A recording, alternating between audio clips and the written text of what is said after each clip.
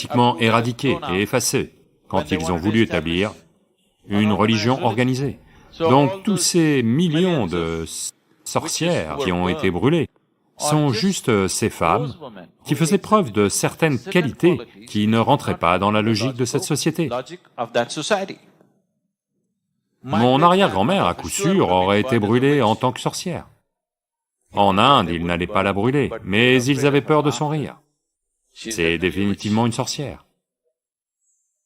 Donc, nous avons besoin de sorcières. On a besoin de sorcières dans le monde, on a besoin de femmes qui ont des capacités au-delà de leur logique.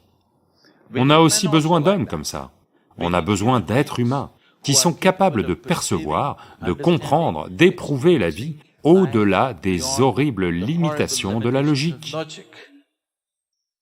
Je veux produire au moins 3 à 5 vraies dévis, vraiment.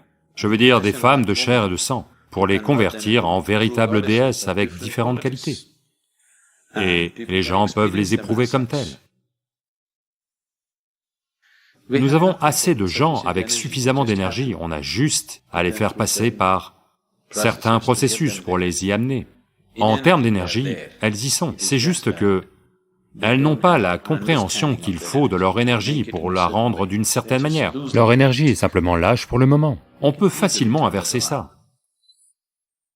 Les gens qui vouaient un culte à une déesse étaient partout présents, en Europe, en Arabie, en Afrique, en Amérique du Sud, et en Inde, bien sûr. Il n'y a pas un seul village dans le sud de l'Inde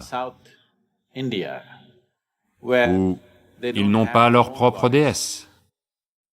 Parfois même, dans les petits villages, les temples Devi qui ont été consacrés